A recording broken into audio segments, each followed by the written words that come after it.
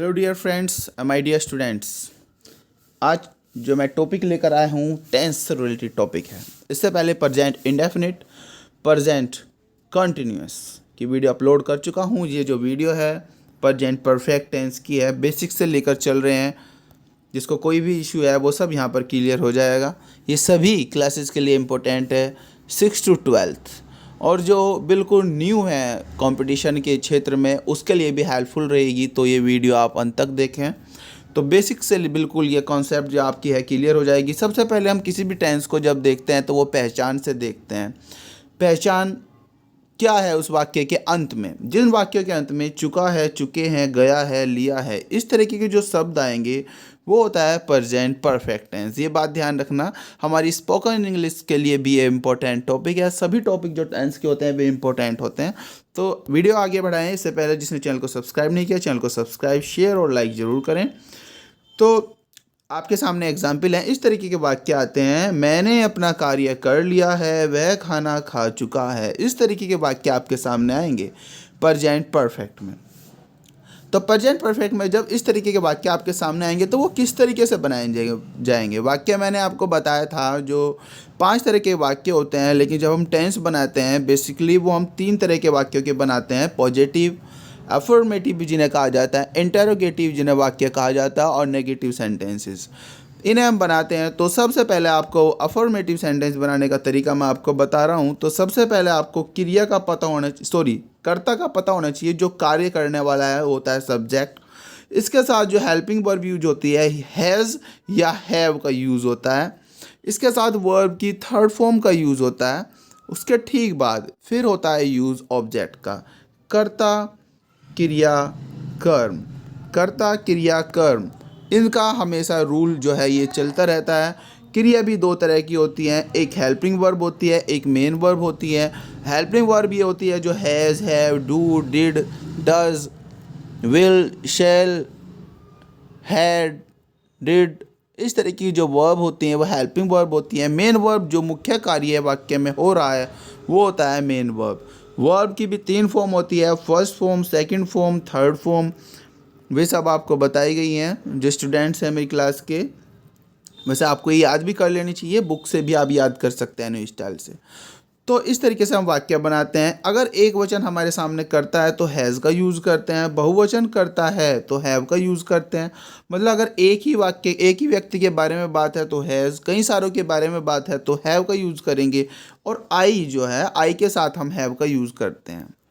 अब यही वाक्य अगर हम बनाएंगे, देख लीजिएगा आपके सामने। सबसे पहला वाक्य है मैंने अपना कार्य कर लिया है। तो मैंने में सब्जेक्ट क्या है? मैंने, आई सब्जेक्ट है तो हमने आई यूज़ कर लिया। आई के साथ क्या बताया? हैव यूज़ करेंगे। तो हैज़, हैव में क्या यूज़ किया? हमने हैव कर लिया। कार्य करने को कहते हैं डू की फर्स्ट फॉर्म होती है, डू, डिड और डन थर्ड फॉर्म होती है। तो फिर हमने इसके बाद यूज़ कर लिया वर्ब की थर्ड फॉर्म, जैसे कि मैंने बताया अभी। तो डन हो गया। फिर इसके बाद ऑब्जेक्ट क्या बचा इसमें? अपना कार्य, माई वर्क। वाक्य को बेसिकली हम इस तरीके से लेकर चलते हैं। तो ये आपको आई होप ये वाक्य समझ में आया होगा। सेकंड जो वाक्य है हमारे पास, वह खाना खा चुका है। तो वह की अंग्रेजी लगाएंगे, पहले ही हो गई वह की अंग्रेजी।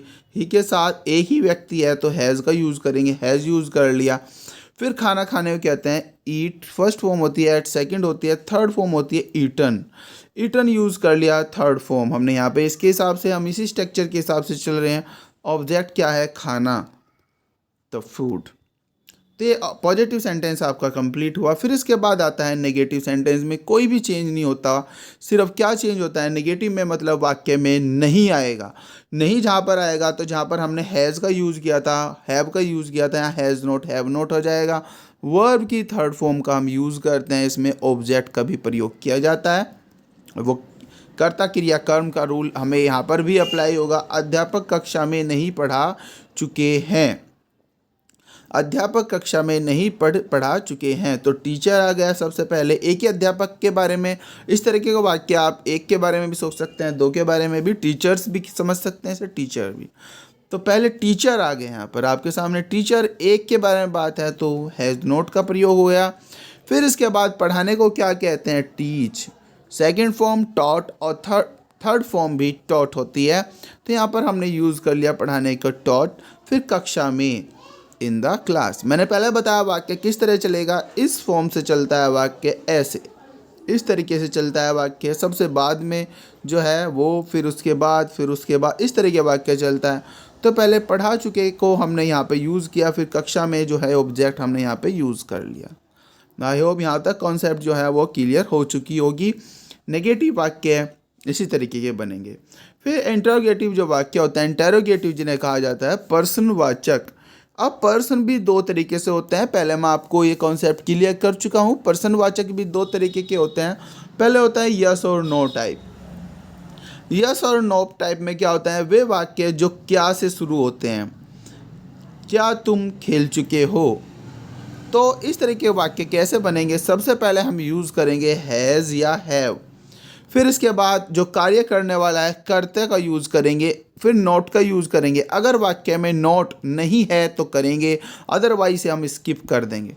फिर वर्ब की थर्ड फॉर्म का यूज़ करेंगे, फिर ऑब्जेक्ट का यूज़ करेंगे, फिर पर्सनवाचक चिन्ह लगाएंगे। तो क्या वाक्य है, क्या तुम खेल चुके हो। तो पहले क्या यूज़ किया हमने, हैव यूज़ कर लिया। हैज़ हैव में से एक यूज़ करना है तो हैव यूज़ करेंगे। क्यों किया, क्योंकि इसमें तुम हो, कई सारे लोग हैं, हैव यू। फिर इसके बाद क्रिया का यूज़ करेंगे, क्योंकि इसमें नोट तो है ही नहीं वाक्य में, तो नोट यूज़ नहीं करेंगे। फिर क्रिया बचेगी इसमें खेलना। खेलने की थर्ड फॉर्म होती है प्लेड, फर्स्ट फॉर्म होती है प्ले। तो प्लेड हो गया, इसमें थर्ड फॉर्म जो है, सॉरी इसमें ऑब्जेक्ट कुछ है ही नहीं। अगर होता है इसमें क्रिकेट खेलना, हॉकी खेलना, तो ऑब्जेक्ट यहाँ पर आ जाता। पर्सनवाचक चिन्ह जरूर लगाएंगे। तो इस तरीके से फर्स्ट टाइप के जो वाक्य होते हैं उसका स्ट्रक्चर ये होता है, याद रखना। फिर सेकंड टाइप में क्या होता है, जब वाक्य बीच में पर्सनवाचक चिन्ह का प्रयोग हो, सॉरी पर्सनवाचक, यहाँ पे चिन्ह ना समझ के शब्द समझें। जब वाक्य के बीच में पर्सनवाचक शब्द का प्रयोग हो तो किस तरह हम वाक्य बनाएंगे, तो WH टाइप वर्ड, जो भी WH टाइप वर्ड है वो लिखेंगे। फिर इसके बाद हैज़ या हैव का प्रयोग करेंगे। फिर इसके बाद कर्ता का प्रयोग करेंगे जो कार्य करने वाला है। फिर नोट का प्रयोग करेंगे, अगर वाक्य में नहीं है तो करेंगे, अदरवाइज हम नहीं करेंगे। फिर वर्ब की थर्ड फॉर्म का प्रयोग करेंगे। फिर उसके ठीक बाद हम यूज़ करेंगे ऑब्जेक्ट, फिर हम यूज़ करेंगे पर्सनवाचक चिन्ह।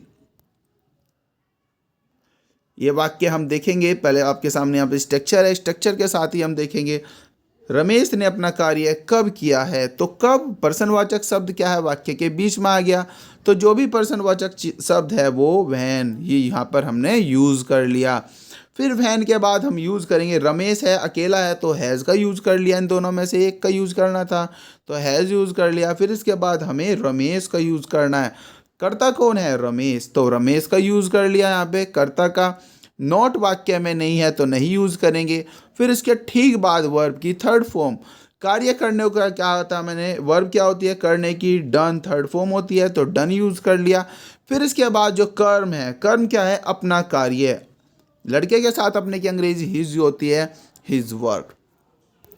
तो ये आपका जो इंट्रोगेटिव वाक्य थे दोनों तरीके के आपके कंप्लीट हो गए हैं। एक और वाक्य मैं आपको पहले कॉन्सेप्ट क्लियर कर चुका हूँ, how many, how much, which, who. इन वाक्यों को अलग तरीके से बनाया जाता है। इससे पहले मैंने इससे वीडियो अपलोड की थी तो उसमें वो चीज़ मैंने बताई थी। चेंज सिर्फ हेल्पिंग वर्ब का होगा, अदरवाइज जो रूल है वो सेम रहेगा। Thank you very much, stay tune with Shobhit Agarwal classes.